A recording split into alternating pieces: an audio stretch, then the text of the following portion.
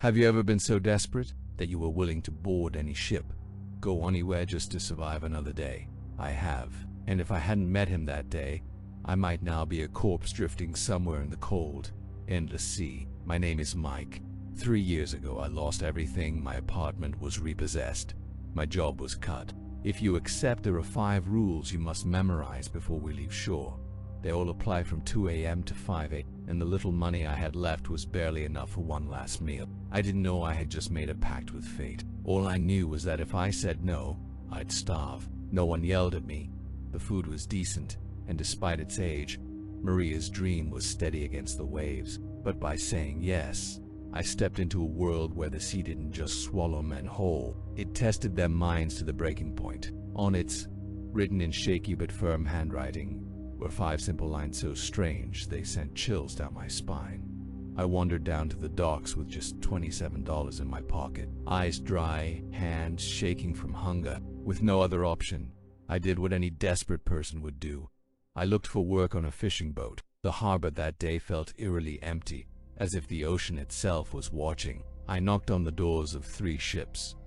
All said no. Some looked at me with pity, others didn't even lift their heads. I was about to give up until I saw a shadowy figure fixing a fishing line beside a battered old boat called Maria's Dream. The boat looked like it had stepped out of an old photograph, weathered wooden hull, peeling paint, tangled cables and standing beside it was an old man, white-gray beard, eyes so deep they looked like they'd seen things no one else dared to witness. "Looking for work?" he asked. Before I could even speak, I nodded, hardly daring to hope. He looked me over from head to toe. 2 weeks at sea. No questions about pay, no complaints, just survive and do everything I tell you. I gave a nervous smile, thinking he was joking. "This isn't an ordinary fishing trip," he said, his voice gravelly. I stayed silent, part out of curiosity, part because I had no choice. His name was Robert Campbell, but everyone called him Cap. And that was the beginning of the voyage that changed everything, where I learned that not all dangers can be seen with the naked eye. When the sun set that first day, I thought I'd hit the jackpot. But then, night came. After dinner, Cap handed me a crumpled piece of paper, its edges faded by salt water. 1. From 2 o'clock to 5 a.m., do not look into the water. 2. If there's a knock on your cabin door, don't open it, even if it says your name. 3. If the boat suddenly stops, stay still. Do not go outside. 4. If you see a woman in a white dress walking on the water, turn away. Do not look. 5. If the boat is attacked, hide, lock the door. I looked at Cap, expecting a mocking grin, but he didn't smile. His eyes were just empty. Not scared, just too familiar with fear. "I know it sounds crazy," I said, trying to sound calm. "Are these things real?" he said. "Is this? We fish where the line between 2 worlds is thinner than a hair. Some kind of sailor mind game. Eyes drifting into nothingness." Another opened the door at 2:37 a.m. But curiosity, that most dangerous, murderous instinct, began gnawing at every corner of my brain. One quick glance would be enough to see the water. Thinking I was outside and had forgotten my key. I've never heard a scream like that. I couldn't sleep. I flipped that piece of paper over a dozen times, analyzing it like a skeptic. But the more I read, the colder my heart felt, because deep down, I knew something out there was waiting for me to break a rule. "Look down here." I'm waiting, and the next morning, there was only blood leaking through the floorboards. The only sounds were the slow whir of the fan and the pounding of my heart so loud it felt like it was knocking against my chest. I lay frozen, remembering Cap's warning. "Or a tradition you guys have. But if you want to make it back to shore alive." I lost 4 men in the first 5 years. Every one of them broke the rules. One just because he heard his wife calling his name. One saw something in the water and couldn't stop looking. Treated like scripture, I forced a smile. The ocean wind howled through the cracks like the sigh of something. Listening in, Cap shook his head. He paused. The air inside the cabin turned ice cold. "Cap," he only said one sentence before getting up and blowing out the lamp. I don't know if it was the sound of the waves, or if something in my subconscious stirred me before the fated hour. "We don't fish in normal waters." That night I woke up at around 1:50 a.m. It wasn't the wind, it was a drawn-out voice, like it was echoing from somewhere deep, calling my name. Soft, alluring, like someone I once loved was gently whispering into my ear. Inside the pitch-black cabin, from 2 o'clock to 5 a.m., "Don't look into the water." 2:03 a.m., I heard a whisper. It wasn't Cap's voice. I gripped the thin blanket tightly around me, not daring to move. I crept toward the small porthole on the side of the cabin. No. I shut my eyes tightly and stepped back. 2:27 a.m., the scratching began. Soft at first, like fingernails scraping against old wood, then harder, deeper.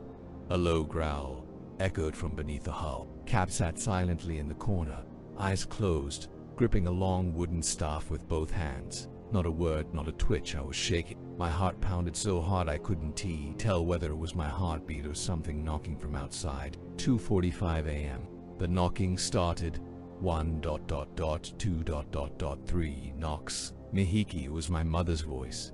I swear it was her exact voice. "Open the door, sweetheart. Mommy's cold." I broke down crying, partly from fear, partly from missing her, my mother, who had passed away 4 years ago. My hand trembled as it reached for the doorknob. Right then, Cap lunged forward, slapped my hand away, and hissed through clenched teeth, "Never trust anything you hear out there." I collapsed onto the floor, gasping. The voice outside faded, instantly vanished like it was never there. 3:22 a.m. the boat suddenly stopped. Was the most terrifying thing I had ever felt. No reason, no waves, no wind, not even a sound. That silence, it wasn't peaceful. It was like a slow death, like the entire world was holding its breath, waiting for something to rise. Cap placed a firm hand on my shoulder, holding me in place. "Stay still, don't look, don't move, don't ask." I obeyed. Every passing second felt like a lifetime, bare feet gliding over the sea like walking on glass. Her eyes, pale, empty, stopped right outside the cabin door. Looked back, then, from the pitch-black vastness of the ocean, she appeared. Every muscle in my body froze. A woman in a white dress, long black hair dripping with water. I turned my face away. Next to me, Cap whispered 3 words. "Don't." When dawn finally broke, the ocean was still and calm, as if nothing had happened. No more knocking, no more scratching. The woman in white had vanished like mist, and the ship Aria's dream slowly began to move again peacefully, as if last night had been nothing more than a shared nightmare. I dropped to the floor pit. My hands were still shaking so badly I couldn't hold the cup of water Cap offered me. "I don't know. Congratulations," he said softly. "You survived the first night. My first voyage, I was handed a paper just like the one you're holding." I didn't respond. There was only one question echoing through my mind. What was that thing? Cap leaned against the cabin wall, eyes gazing out through the salt-stained window. He didn't answer right away. Only after a long silence did he speak. "You're not the first to ask me that, and I've never given a straight answer. Because the truth is," he took a sip of cold coffee, "I started going to sea when I was younger than you. 22, strong, cocky, and stupid." Cap pulled a folded, nearly disintegrated slip of paper from his pocket. On it were the same 5 rules. I thought it was some kind of psychological test, a sailor's rite of passage. But by the 3rd night, they came, and the guy with me, his name was Louise, broke the rules. Cap paused, his hand clenched the paper, crumpling it. There, remnants of an ancient warning, passed from one person to another, a kind of survival guide for places where the natural and the supernatural intertwine. Louisa looked into the water, said he saw something glowing like a blue flame dancing beneath the surface. He leaned out over the rail, and that was it. Cap swallowed hard, no screams, no struggle, just gone, like something invisible pulled him under. I couldn't imagine how a man could tell such a story with a straight face, but his eyes, they were different, hollow and deep, like he was still watching Louise get dragged down every single day. From that moment on, I knew the rules weren't a joke. "All these years," he continued, "dozens of boats have gone missing in this region. A few were found drifting, engines still running, but no one left alive. Cabin doors ripped apart. On the floor, only claw marks and blood." I asked, "Didn't anyone investigate? The Coast Guard, Navy?" Cap gave a dry chuckle. "You think the government wants people to know there's something out there, something that doesn't follow physics, can't be shot, and never dies." He stood up, folded the piece of paper, and tucked it into his pocket. "The only thing that can save you is discipline. Total faith in those insane sounding rules. Because once you start doubting, they know, and they come. After that night, I never asked Cap another question. Not about why the ship sometimes stopped for no reason. Not about why the wind howled like someone breathing. And especially not about why the water sometimes felt like it was staring back at me. I began to change little by little, and folded the 5 rules paper to keep beside my pillow like a talisman. Each night, before 2 a.m., I checked the cabin lock 3 times, stuffed a wet towel under the door. Cap called it an awakening. I called it discipline born from fear. Still laughed, ate meals, and sipped cold coffee on deck. On normal days, we still fished. Curtains were drawn, but every night at exactly 1:50 a.m., everything went quiet. The lights in the cabin turned red, and the 2 of us saboteurs, I realized. Cap wasn't fearless. He respected whatever lay beneath that water. His calm wasn't bravery. He was understanding. He knew one wrong glance, one panicked move, and it would all be over. I saw a small hand gripping the ship's edge. I used to think I was rational enough to endure, but then came the night I almost broke the rules. That night, a gust of wind flung open the small back hatch of the cabin. I jumped up out of instinct. It's so cold. And in that moment, pale, cold, the hand of a child. Then came the crying, thin and sharp like needles piercing my ears. Dad, don't leave me out here. My throat tightened. My heart nearly exploded in panic. I stood up, legs trembling, hand reaching for the latch. But Cap was already there. I hadn't heard him move. His hand landed on my shoulder, firm, but not violent. It's not real, he said softly. They're good at playing with memories. You're not the first to see that, but if you open that door, you'll be the last. I collapsed to the floor, soaked in cold sweat. Outside, the crying turned into giggles taunting me, mocking my weakness. Cap sat next to me for the next 3 hours, didn't speak, didn't sleep, just sat still like a stone statue. And the next morning I woke up with one certainty. Survival doesn't come from bravery. It comes from mastering yourself when every instinct wants to explode. From that moment on, I had no more doubts. Out here in the open ocean, discipline is the only thing keeping you from death. Bloodstains that evaporated in seconds, and wide, pale eyes watching from beneath the waves. Night 14. Cap called it the split night. Either you survive or you become another nameless soul lost at sea. During our 2 weeks aboard, I had witnessed things that defied every rule of logic, voices that mimicked loved ones. But the final night was unlike any before it. Everything began earlier than usual. 1:30 a.m. The ship lurched violently like something was pulling it from below. The wind was dead still, yet the sails snapped violently, as if seized by invisible hands. Cap checked his watch, then looked at me. He didn't say a word, he didn't have to. I understood. Time was shrinking, the rules might be changing. We locked the cabin door, barricaded it with chains and a metal rod. Cap tossed me a red flashlight. They don't like this kind of light. He said, "Dan, a short knife. Not for fighting, just to choose a quicker end." If it came to that, 1:57 a.m. Laughter echoed from the deck. High, sharp, and brittle like glass, shattering inside your skull. Then, the sound of barefoot footsteps on wood, not one, but dozens. Someone or many were circling the cabin. Then the knocking began. No longer the steady 3 knocks. This time relentless, chaotic, frenzied, as if dozens of hands were pounding the thin door all at once. "Mikey, come out. Open the door. You don't want to suffocate in there." Cap sat across from me, eyes closed, clutching a wooden rosary in his hand. Sweat streamed down his forehead. I had never seen him afraid until now. 2:41 a.m. The ship's hull was violently scratched from the outside, wood cracked and splintered, shards raining onto the floor like hail. The cabin shook. A sickening stench filled the air, the smell of blood and rotting flesh. Then they started to sing a wordless lullaby, slow and haunting, a chorus of women's voices, rising from the depths of the sea, dragging out the most painful memories in my mind. My mother's death, my ex-girlfriend's suicide, my sister's cries in a long-forgotten dream. I nearly opened the door, not from fear, but because I wanted it to end. Cap sensed it. He didn't yell, he didn't stop me with force. He only spoke one sentence, like a quiet prayer. "You've made it this far, Mike. Don't let them win at the very end." I screamed, not at them but at myself. a scream for sanity, a scream for the part of me that refused to give in. And then I plugged my ears, shut my eyes, and waited. 3:58 a.m. The singing stopped. 4:12. The cold began to fade. 4:43. The ship stopped shaking. 4:59.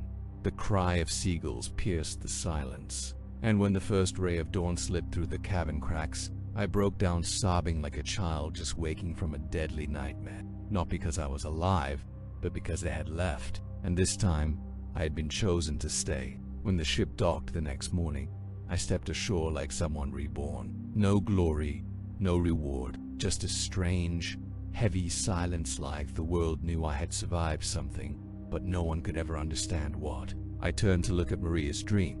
It still looked old, worn, like it couldn't survive another trip. But I knew it had been there, and returned, from a place most never come back from. Cap slung his backpack over his shoulder and walked off without a word. His eyes remained distant, but the way he looked at me had changed. It wasn't pity, it wasn't praise, it was the look of one survivor recognizing another. We didn't shake hands, didn't say goodbye.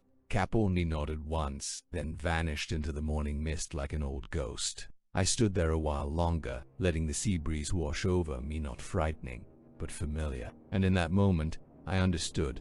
I was no longer the Mike from 14 days ago. I had been unemployed, desperate, wandering in search of anything to hold on to. But now, I no longer pitied myself. I felt aware, sharper, and strangely ready. Not ready for rent, resumes, or bills, but ready to face things beyond reason, beyond the map. I understood now.